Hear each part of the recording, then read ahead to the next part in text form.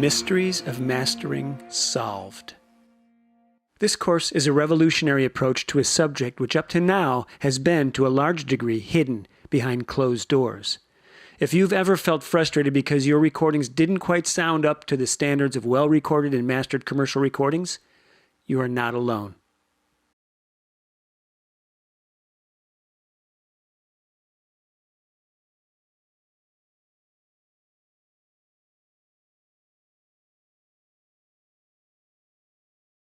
So what is compression? Here's what compression is. Let's say we decide to audition guitar players for our band. And my name is the producer engineer, and your name is the compressor. So we find out that there is this street, a street of 100 houses, where on one side of the street, one different guitarist lives in each house. Each guitarist is playing in his garage with the garage door open, and his amp is at the end of the driveway right near the sidewalk we are walking on, facing us. So all we have to do is walk down the street and listen to each player as we pass his house. So we start walking down the street, and in order to be fair, I'm going to let each player play as loud as they'd like, but if some are playing really loud, we're going to have to turn them down a bit as we get to each driveway. The guitarists are instructed to rock out a single power chord on their guitar as soon as we get to the end of their driveway. Since I still want to be able to compare all the loudest guitarists without turning them down to the same volume, I give you these exact instructions to help me audition them. 1. If a player has his amp turned up to 5 or below, don't do anything. Just let them play their power chord and let it ring. That volume 5 and those instructions are the compressor threshold. So I gave you a level of volume below which to do nothing. That's the threshold. So if you walk up to this guitarist and he's got it at 5 or below, leave it alone.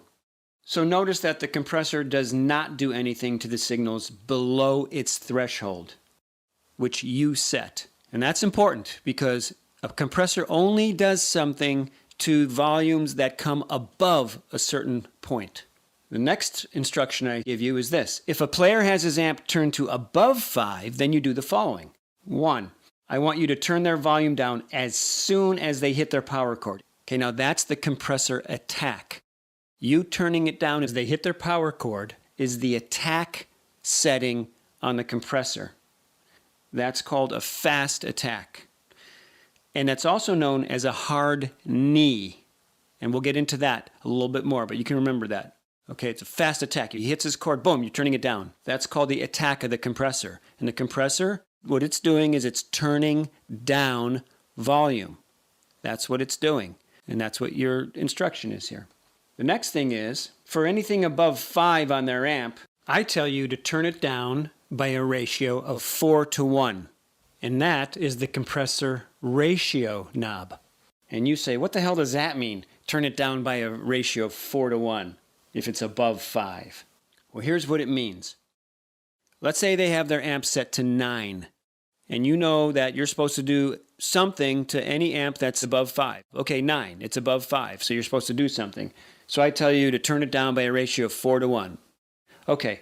What it means is, and here's how you configure ratio on a compressor. You take the number 4:1 or 2:1 and you reverse the numbers. So 4:1, reverse the numbers, 1, 4, and put it in a fraction, 1/4.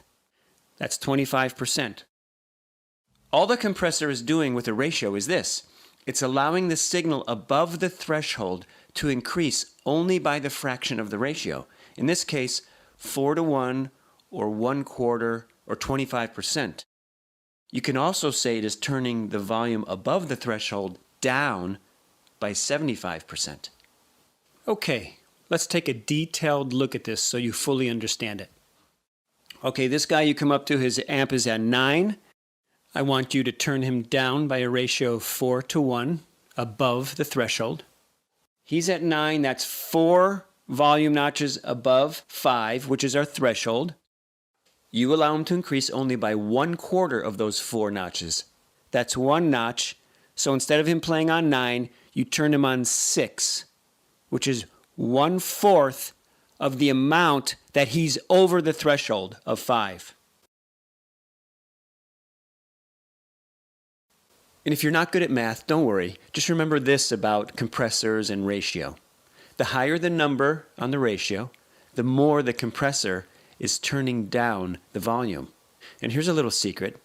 If you took a compressor and turned the ratio to 10:1 or more, you basically have a limiter. And that's what a limiter is. It's a compressor with a very high or almost infinite ratio. We'll go into that more right after compressors. Now, as soon as you turn down the amp, which is the attack, I also give you these instructions. I want you to hold the volume knob down to 6 for 15 seconds. Okay, that's the compressor hold setting. That's how long the compressor holds the volume down. So I told you, okay, turn it down, 4:1 ratio. Okay, he's at 9, turn it down to 6. And I want you to hold it down for 15 seconds while that power chord is playing. That's the hold setting on a compressor. I want you to hold it down for 15 seconds before you turn it back to 9. And when you turn it back to 9 at the end of 15 seconds, I want you to do it slowly. Okay, that's the release setting. So when you turn it down, how fast you turn it down is the attack. How long you hold it down is the hold. And then it's going to go back to its original setting, back to 9. And how fast you turn it back is the release. And I want you to turn it back up to 9 slowly so that the trailing sustain of the power chord doesn't all of a sudden jump up in volume unnaturally. So, as we walk along the street, driveway to driveway, guitarist to guitarist, we are like the cursor on the computer in play mode, moving forward, and the guitarists are like the waveforms we see on our screens as the cursor passes over them. And the big spikes are the rockers who are turned up louder than the other guitarists. And as the compressor detects the signals over the threshold, it does whatever you tell the compressor to do. Now, in terms of using a compressor in real life, a compressor is normally used not just to turn down the loudest signals coming in. There's another knob on the compressor. We're going to explain that one now. And this one is important because this is how a compressor is normally used, bottom line. The knob is called the makeup gain. Let's say we go past 5 houses. First house, amp is on 3, we leave it alone. Second house, amp on 5, we leave it alone. Third house, amp on 9, we know what to do with it, it ends up at 6. Fourth house, amp on 1, we leave it alone. Fifth house, amp on 2, we leave it alone. So here we have 5 signals coming in. Remember, our threshold was set at 5. 5 or below, we do nothing. Before compression, the levels of these first 5 houses are 3, 5, 9, 1, and 2.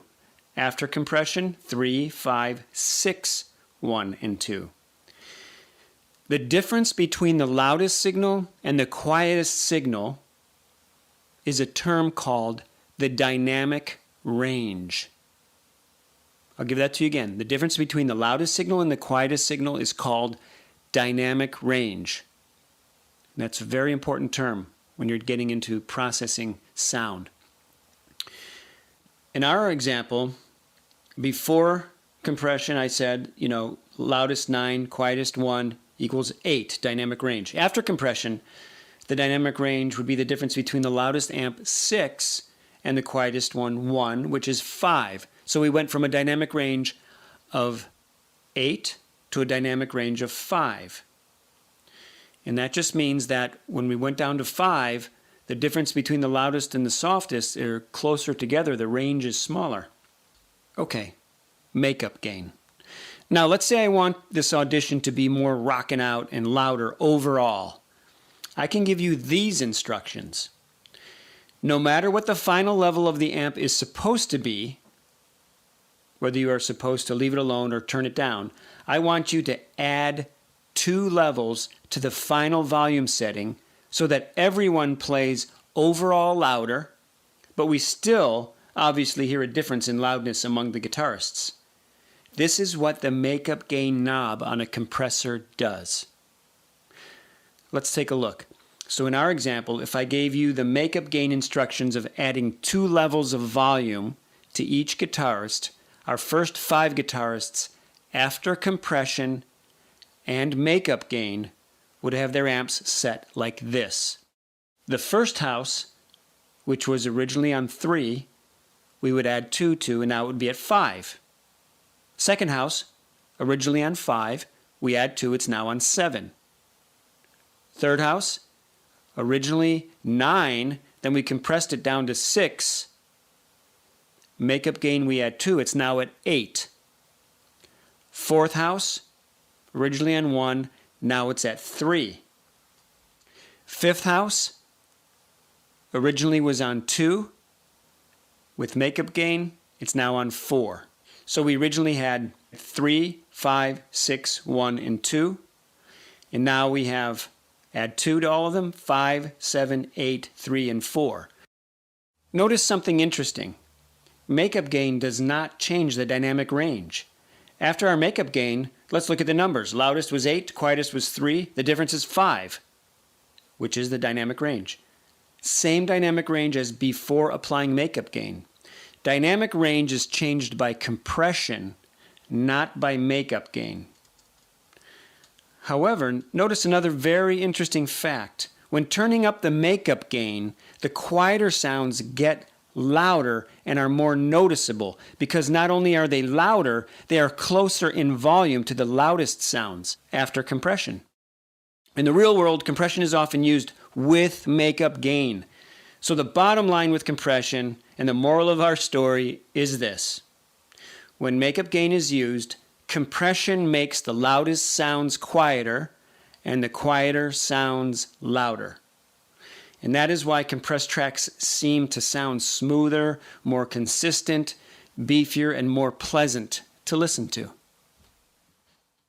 So stay in touch with me, stay in touch with Aaron, and good luck on the rest of the course and on your career.